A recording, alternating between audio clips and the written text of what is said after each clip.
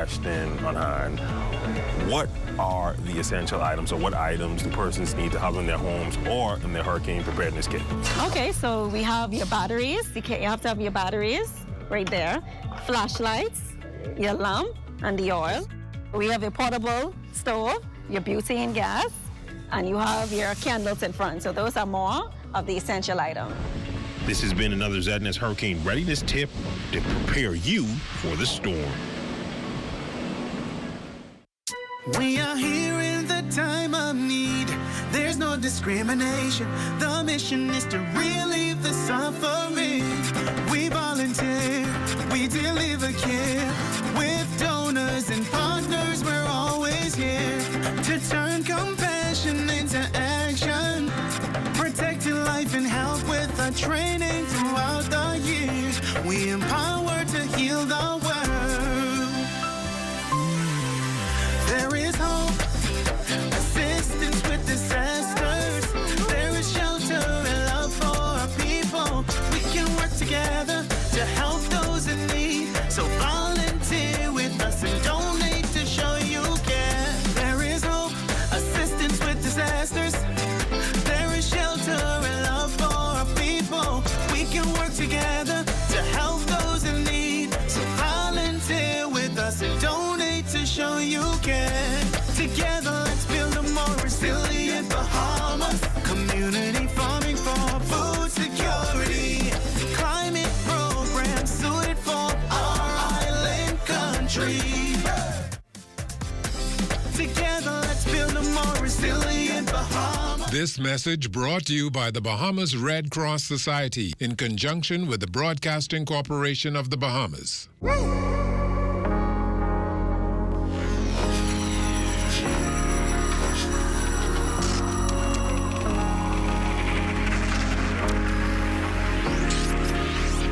You're watching the ZNS Network, the People's Station.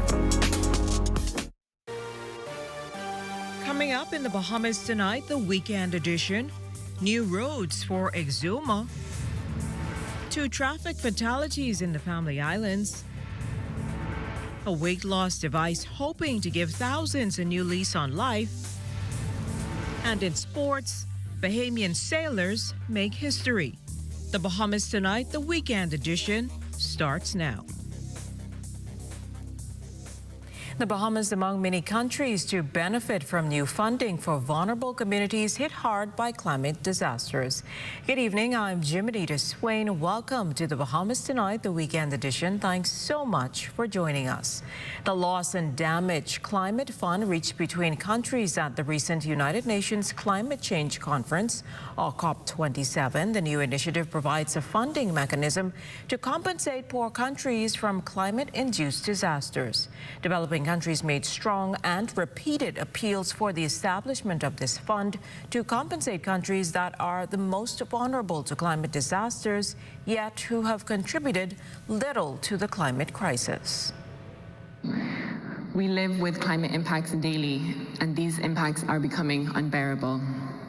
It's a sad fact that the stark reality of human suffering around the world these past months due to climate change helped to strengthen our resolve here. Establishing this fund signals to the world that loss and damage will no longer solely be borne by those governments and people least responsible. Today is a step towards climate justice. Consensus does not mean harmonious agreement, and we acknowledge the flexibility shown by all parties.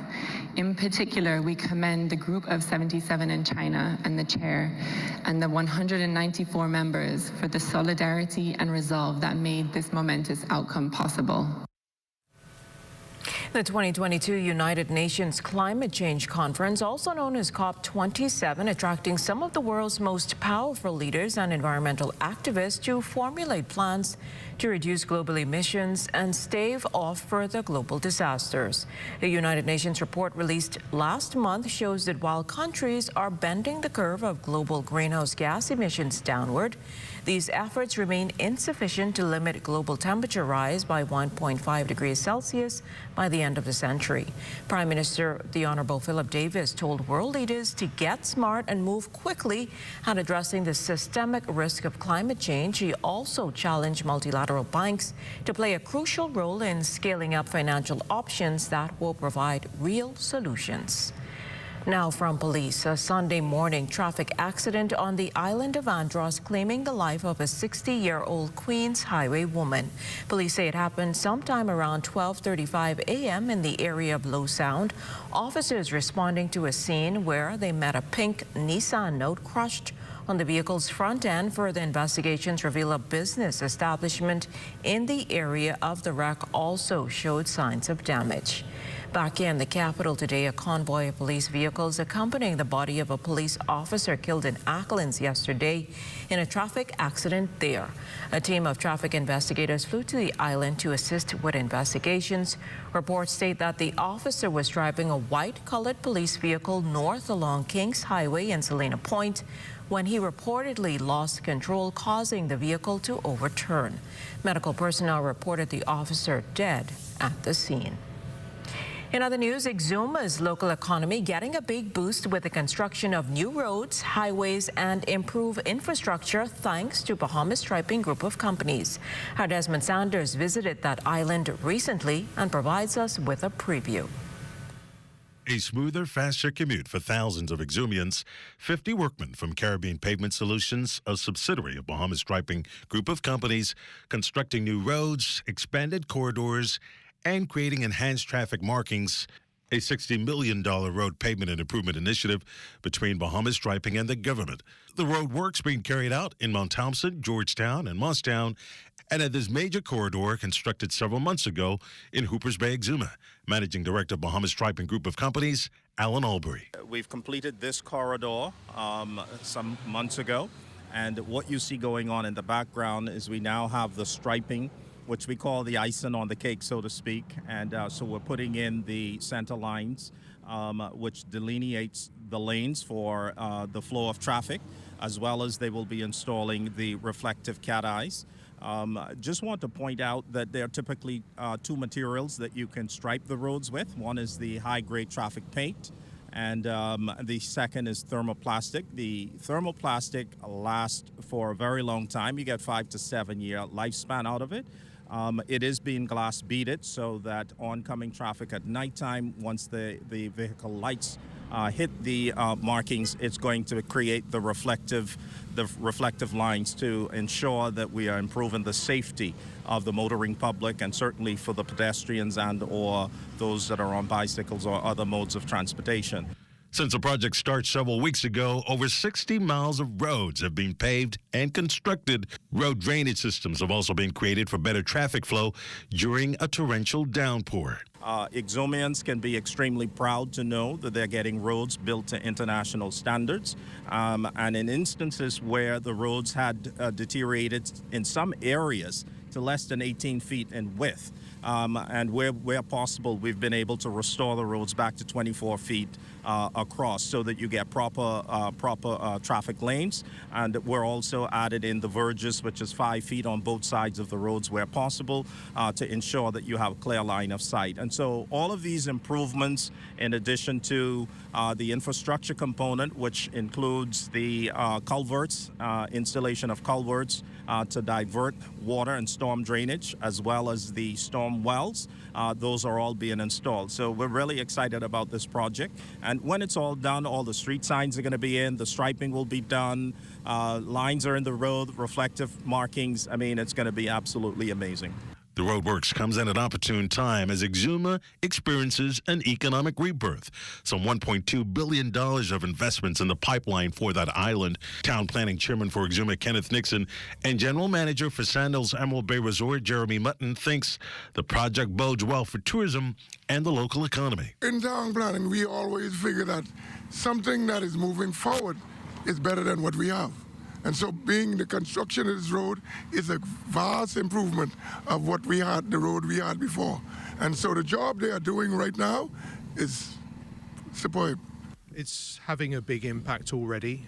We encourage our guests to actually go and see the sites, go and see Exuma and the beautiful island that we have. But obviously we want them to do so in a safe manner. We want them to feel comfortable when they're driving around. And certainly the feedback we've received, both from the taxi operators, guests who take the rental cars out, is that, you know, they feel very comfortable, they feel very safe. The road improvement project continues, and officials are eyeing a 2024 completion date. Desmond Saunders, ZNS Network News. Still to come in the weekend edition, we'll introduce you to a new weight loss product. The details of that and more after the break. NBA League Pass is the coolest way to watch the hottest game there is. When threes rain down and superstars heat up. When clutch jumpers splash and your team is fire. You'll be there for up to 40 games a week, any way you want to watch. NBA League Pass. Order now. Tired of hoping the right candidates. Hey, baby, you back? Man, it's so good to be home. All I do was eat, shop, and party. Well, I know you left all of your money over there. I hope you left COVID there too. Anyway, you could get your COVID test for free. COVID test for what? Yes, there is rapid antigen COVID tests for anyone who travel who wants to get one. Well, ain't nothing wrong with me. I ain't sick. What I need a COVID test for? You don't have to have symptoms. We just want to be sure that the only thing you brought back with you is what is inside that suitcase. You say it free? You do not even have to make an appointment. And guess what? You have your results back within 15 minutes. Wait, you say it quick, convenient, and it free? Thanks. Let me go find one of these testing sites. Message is brought to you by PAHO WHO and the Ministry of Health and Wellness.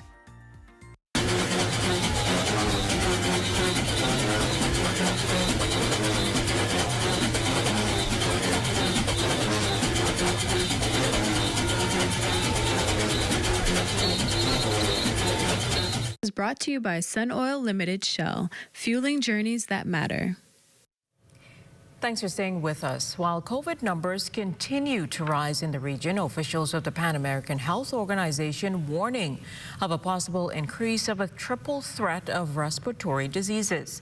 Those concerned include COVID-19, seasonal influenza, and the respiratory syncytial virus, or RSV. PAHO Country Representative Dr. Eldana Bassan on the concerns. Flu season. The flu season normally starts around now until the winter time ends. And so it's not unexpected that we would see that. But again, those very same measures, of course, we're not going to go back to staying away from each other and locking ourselves away in our homes. But there are some things that we can still continue to do. The hand hygiene, the not touching your face, trying not to have yourself in crowded situations. Some people are still wearing a mask when they're in a crowded situation because they feel that their risk is too high. So it's a matter of each person taking some personal responsibility to minimize the risk of transmission of those diseases. Well, President of the Bahamas AIDS Foundation, Camille Lady Barnett, praising the work of health officials in the fight against HIV/AIDS. It's something she says has helped quite a bit of people. The Ministry of Health has done an incredible job. You know, they have been providing free HIV/AIDS medication to patients from the 1990s, okay? Not many countries can say that, especially, you know, developing countries can say that.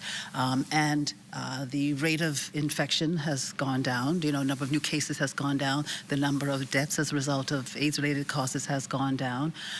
So we've made an awful lot of improvement, but unfortunately COVID came along, and that COVID-19 pandemic really hit us hard in terms of the foundation, okay, because it meant that we couldn't host our ball. She also addressed the challenges that persist with food insecurity, which was highlighted by the pandemic. Well, we always knew that food security was important, but became even more important. And so that's what we're focusing a lot on right now, and that is providing or supplementing some of the food needs of our clients. We provide supplementary groceries once a week to them, and every 2 weeks we get a hot meal from the Greek Orthodox Church, okay? And we take that out to our families. So that's important. You know, because of COVID, the kids that used to come to the foundation for an after-school program, we've had to stop that because we haven't had the funds to pay the tutors and the cook and everybody else. And I must say that we realized how important food was because we knew the kids came to us in the afternoon because they knew they were going to get a hot meal. A joint initiative between the Princess Margaret Hospital and non-governmental organization, the Governor General's Volunteer Bahamas, attracting citizens who this month just want to do their part. Our Anthony Smith was present as volunteers and supporters, including the Governor General, filed into a pop-up blood drive. It's as the old adage goes, a little goes a very long way. 1 pint of blood can save 3 lives, believe it or not.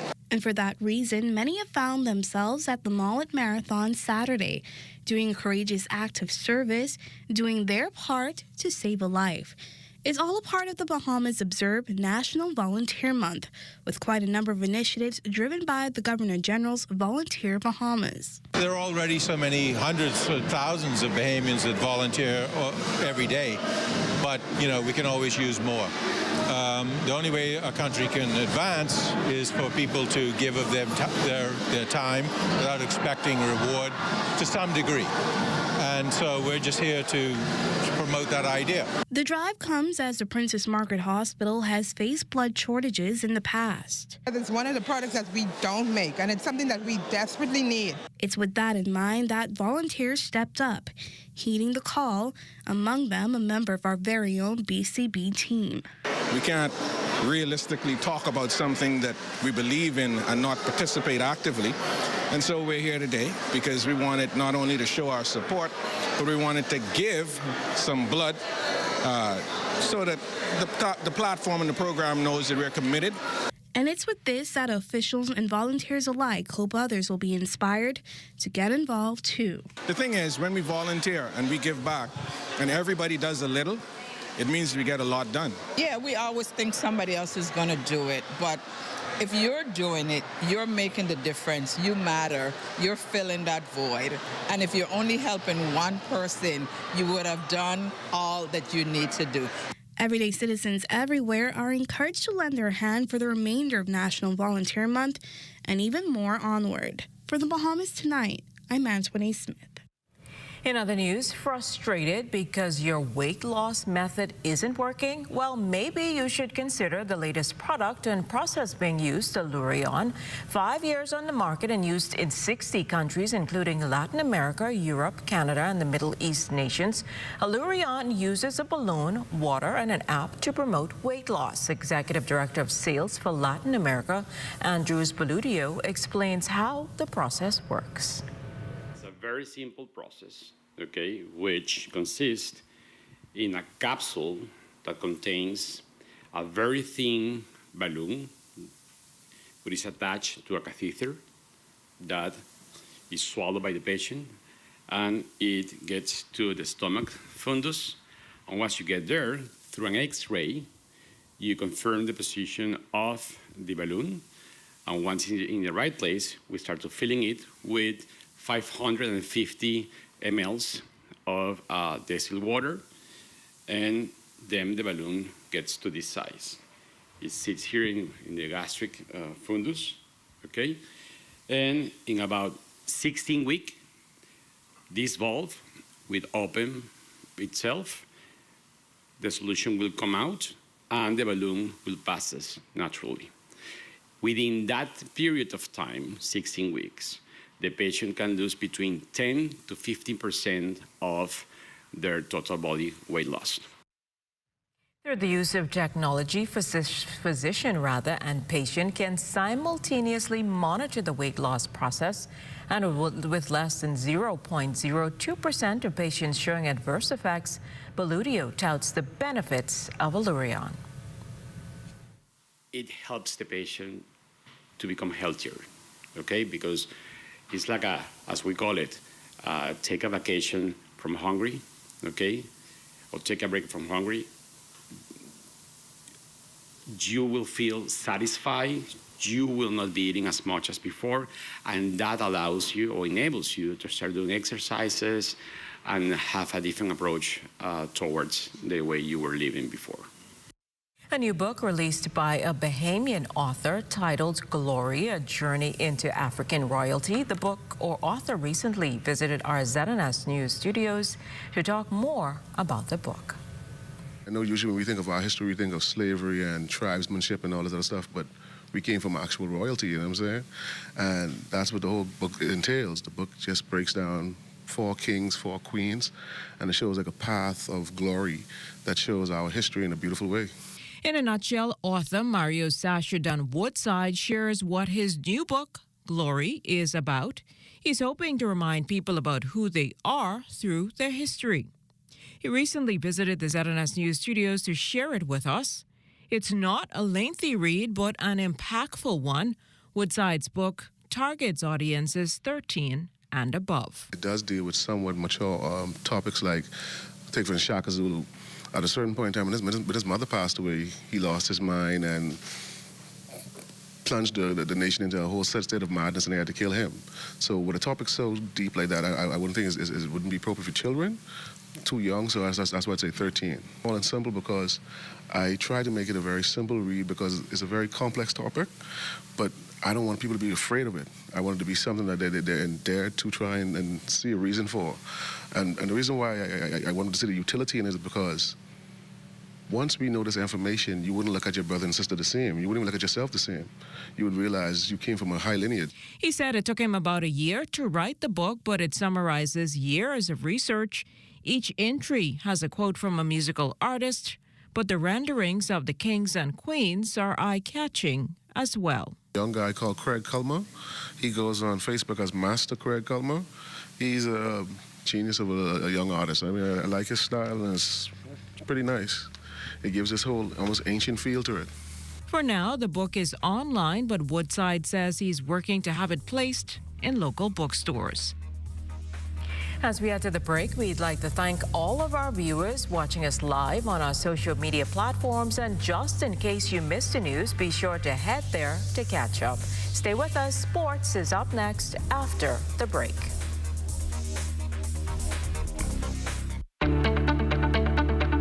Shell Unleaded improves your fuel economy, giving increased miles per gallon, allowing you to do more of what you really want. Special additives used in Shell Unleaded improve your engine's efficiency. So go further with Shell Unleaded. Venture out to beaches, Junkanoo, and festivals and bring home memories that will last a lifetime. Shell, fueling journeys that matter.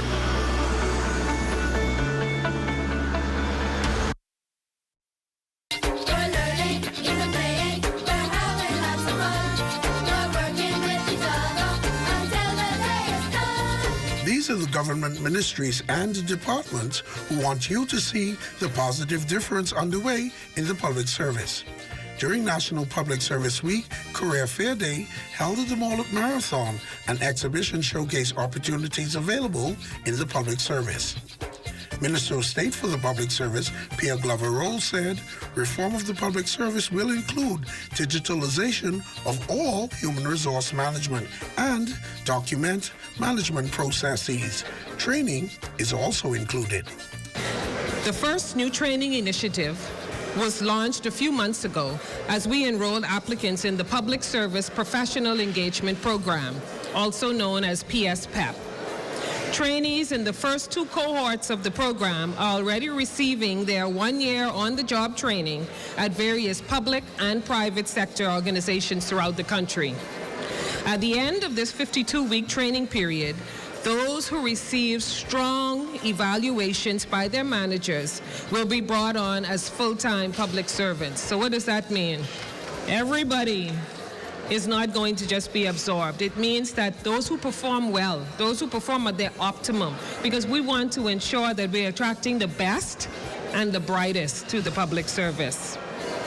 At the end, These persons will be absorbed as full-time public servants and will be offered jobs within the public and, in some instances, private sector.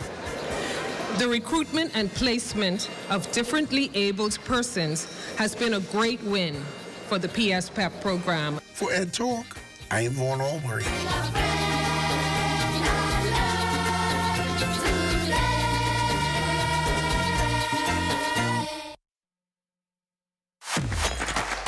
The Sports Report is brought to you by Hoop Fest in Paradise, December 16th to the 17th at the Kendall G. Isaacs Gym. The best in U.S. and Bahamian high school basketball. Welcome to your Sunday Sports. I'm Amajal Knowles, topping sports news. Yesterday concluded what was an historic week for Bahamian Optimist sailors. A pair of Bahamian sailors advancing to this weekend's Gold Fleet for the final series of races. Patrick Tomlinson and Zane Monroe earned their Gold Fleet qualifications to lead the 19-member team of Bahamian athletes. Monroe and Tomlinson would finish 35th and 41st respectively, while Craig Ferguson would finish in the 59th spot, putting 3 Bahamians among the top 60 finishers for the first time ever. Overall, Team Bahamas would finish 4th in the standings. So it was a great week. I had lots of fun. There was good competition. It was my first time making the Gold Fleet in an IOTA event, so I was really proud and I had a great time. So this was my last regatta ever in the Opti, so it was a really fun one. I felt I did really good. Obviously, to be the first Bahamian, I had pretty high expectations as I sail here almost every day, so I knew this place better than everyone else. I'm really happy with how I did. I think I did quite good. I definitely could have done a little better. But, I mean, I was happy with my performance, especially with being so big for the boat. And this is my last Optimist event, so I was really happy and going to miss it. Still on sailing, she's the second highest ranking official of the International Optimist Dinghy Association, and she was in town for this week's competition. Sigrid Beckman says the Bahamas, now having hosted 2 North American Optimist Championships in the past 5 years, can only hope to see a continued positive trend in terms of growth of the sport here in country.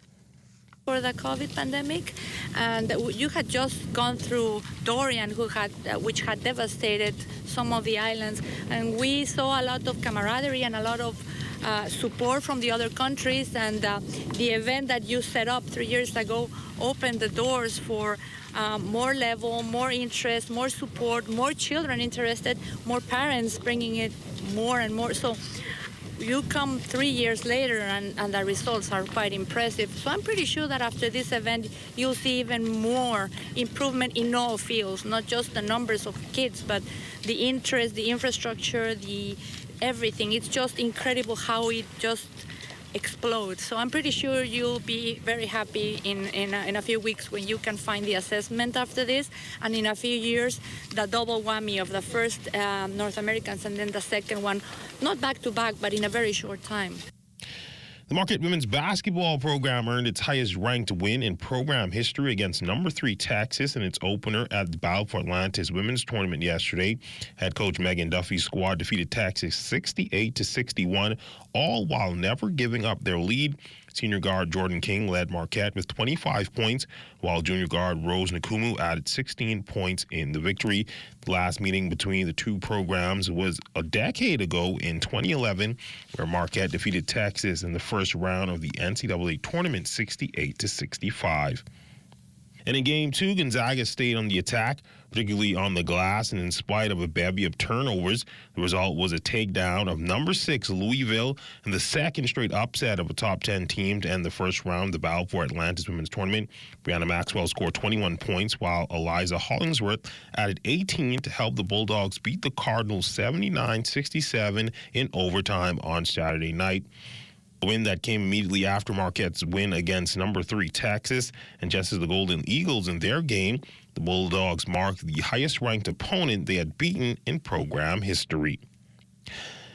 And the local Table Tennis Federation is hoping to grow the sport among young persons by expanding its school programs.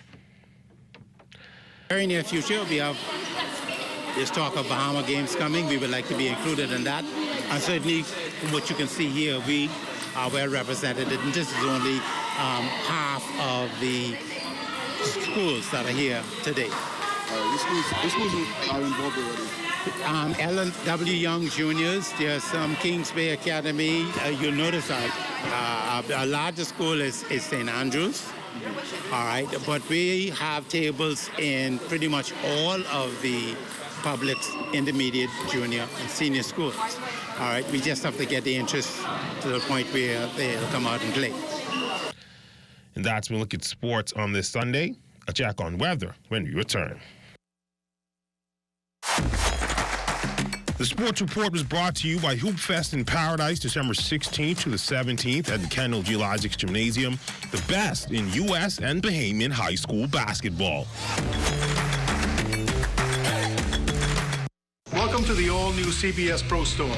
We'll be introducing various products such as plywood, sheetrock, metal stud, and a whole array of bulk construction products. So you can expect the same high level of service that you have been receiving at CBS Bahamas. We originally opened the store in 1980 as our retail location. Hearing from our customers that they wanted us to cater more to contractors, we decided to open the CBS Pro Store here at Robinson Road. So come by and visit us at CBS Pro Store on Robinson Road, where we can help you build beautiful.